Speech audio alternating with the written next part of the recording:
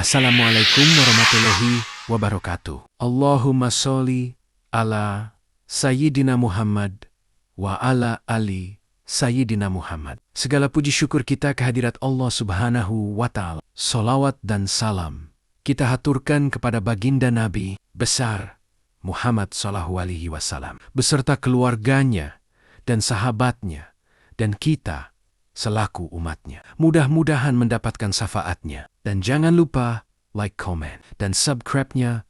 Mohon dukungannya agar kami lebih semangat untuk mengupload selalu dan mengembangkan kisah sejarah-sejarah di channel ini. Terima kasih. Rasulullah bersama istri-istrinya. Romantisme Rasulullah bersama istri-istrinya. Rasulullah sallallahu alaihi wasallam bersikap tawadu rendah diri di hadapan istri-istrinya sampai-sampai Nabi SAW membantu istri-istrinya dalam menjalankan pekerjaan rumah tangga. Padahal sehari-harinya Nabi memiliki kesibukan dan mobilitas yang sangat tinggi menunaikan kewajiban menyampaikan risalah Allah Azza wa Jalla dan kesibukan mengatur kaum muslimin. Aisyah mengatakan Rasulullah Sallallahu alaihi wasallam sibuk membantu istrinya, dan jika tiba waktu salat, maka ia pun pergi menunaikannya. Imam Al-Bukhari mencantumkan perkataan Aisyah ini dalam dua bab di dalam sahihnya, yaitu bab muamalah seorang suami dengan istrinya dan bab seorang suami membantu istrinya. Urwah bertanya kepada Aisyah, "Wahai Ummul Mukminin, apa yang diperbuat Rasulullah SAW jika ia bersamamu di rumah?"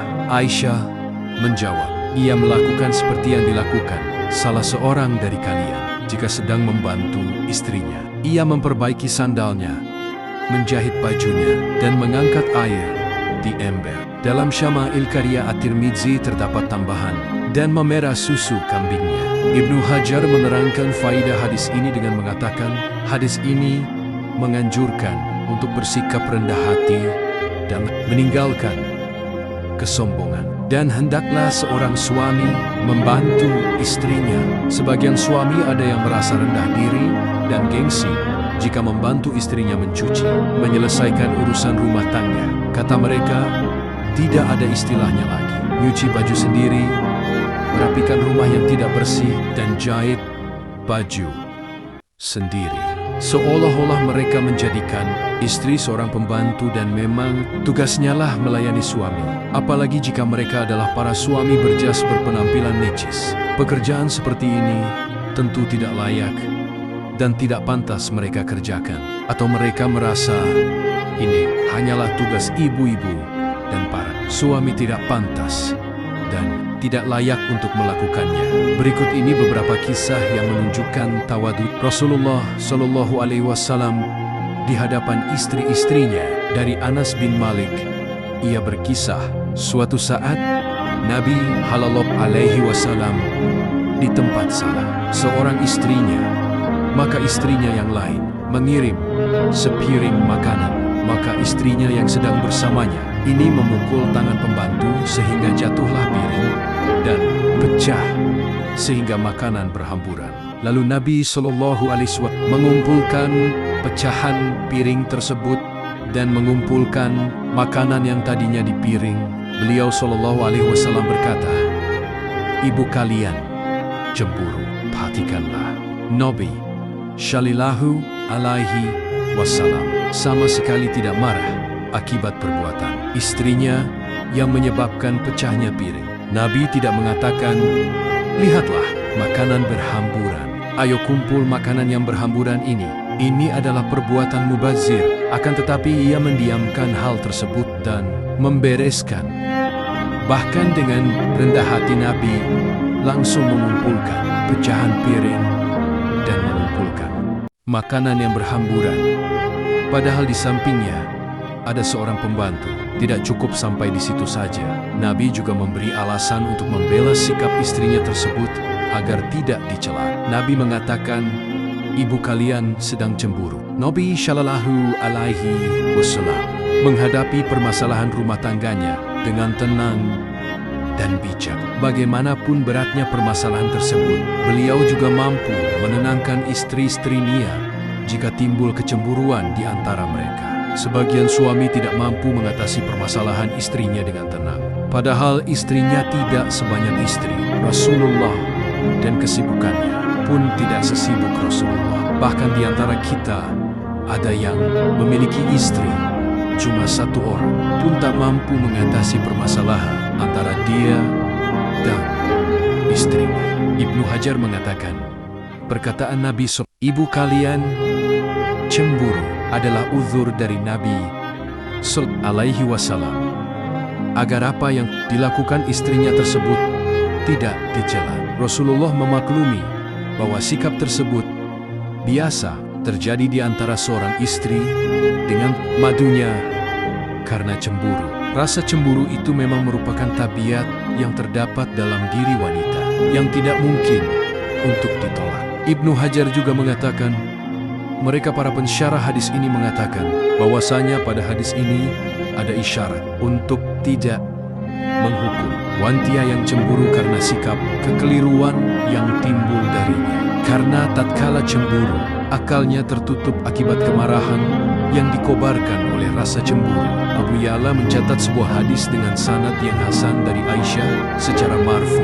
Wanita yang cemburu tidak bisa membedakan bagian bawah lembah dan bagian atasnya. Ibnu Mas'ud meriwayatkan sebuah hadis dari Nabi Allah menetapkan rasa cemburu pada para wanita. Maka barang siapa yang sabar terhadap mereka, maka baginya pahala orang mati syahid.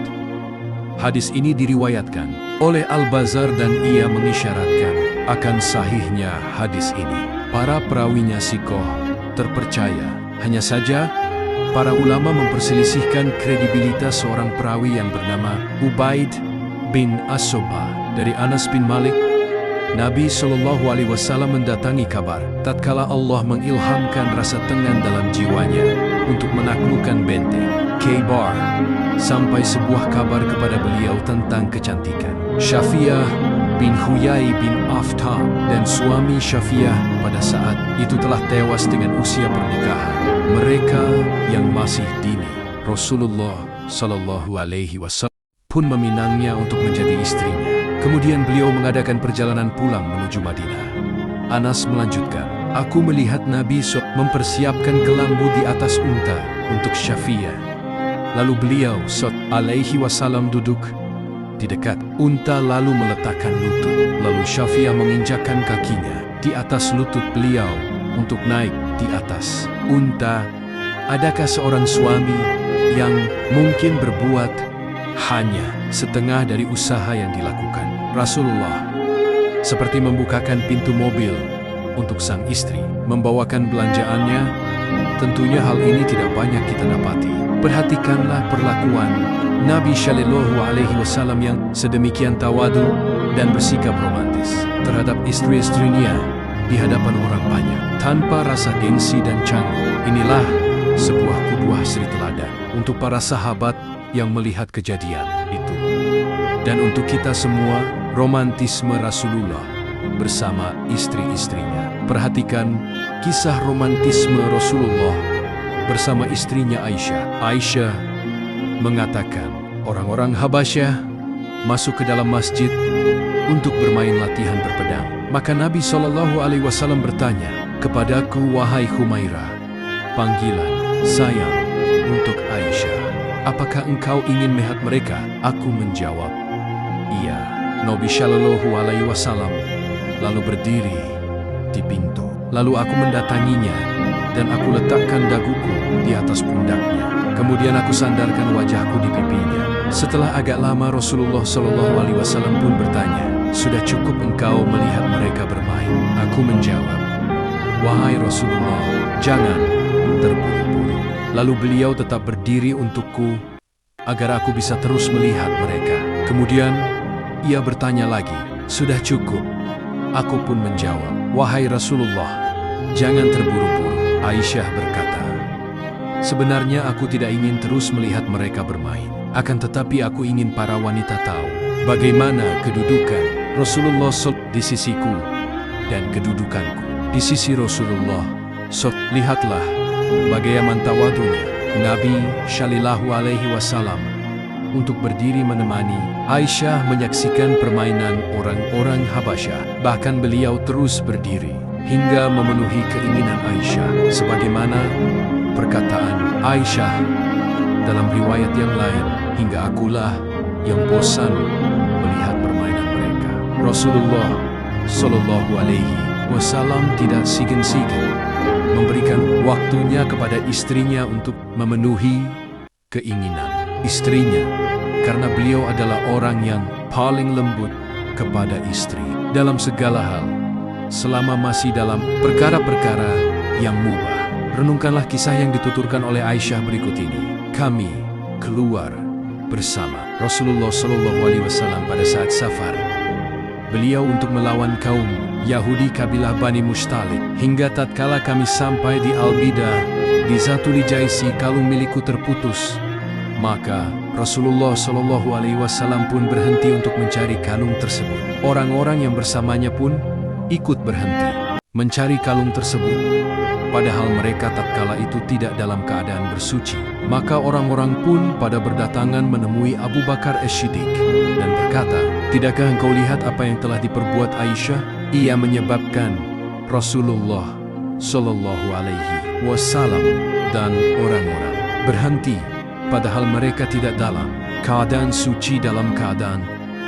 Maka Abu Bakar menemuiku dan Rasulullah Shallallahu Alaihi Wasallam sedang berbaring meletakkan kepalanya di atas pahaku dan beliau telah tertidur. Lalu ia berkata, "Engkau telah menyebabkan Rasulullah Shallallahu Alaihi Wasallam berhenti, padahal orang-orang dalam keadaan tidak bersuci dan mereka tidak memiliki air." Aisyah berkata, Abu Bakar mencelaku dan berkata dengan perkataannya, lalu ia memukul pinggangku dengan tangannya dan tidaklah mencegahku untuk bergerak kecuali karena Rasulullah Shallallahu Alaihi Wasallam yang sedang tidur di atas pahaku. Lalu Rasulullah Shallallahu Alaihi Wasallam bangun tatkala subuh dalam keadaan tidak bersuci. Lalu Allah turunkan ayat tentang tayamum. Usaid bin Al-Hudayr mengatakan, "Ini bukanlah awal barokah kalian wahai keluarga Abu Bakar." Aisyah berkata, "Lalu kami pun bersiap melanjutkan perjalanan. Ternyata kalung itu berada di bawah unta yang aku naiki tadi." Lihatlah bagaimana Rasulullah Alaihi Wasallam memberhentikan pasukan perangnya yang sedang berangkat untuk menyerang orang-orang Yahudi hanya untuk mencari kalung Aisyah yang jatuh. Bahkan disebutkan bahwa kalung Aisyah yang hilang itu nilainya murah. Ada yang mengatakan nilainya hanya 12 dirham, apalagi di tengah malam dan para sahabat dalam keadaan tidak bersuci dan tidak membawa air. Ini semua menunjukkan bagaimana perhatian Rasulullah SAW dan tawadu beliau kepada istri-istrinya. Sangat disayangkan, sebagian suami sangat pelit terhadap istrinya. Bukan hanya pelit terhadap hartanya, bahkan pelit terhadap waktunya. Seakan-akan waktunya sangat berharga sehingga tidak pantas untuk dihabiskan bersama istrinya. Sering kita jumpai ada suami yang tidak sabar untuk menemani istrinya belanja, jalan-jalan, atau kegiatan-kegiatan santai lainnya. Semoga kita bisa mengambil hikmahnya di dalam sejarah ini dan menjadi hamba Allah yang soleh dan solehah, taat kepadanya dan Rasul-Rasulnya. Sekian dari kami, semoga bermanfaat. Wa'allahu a'lam bishawab. Wassalam.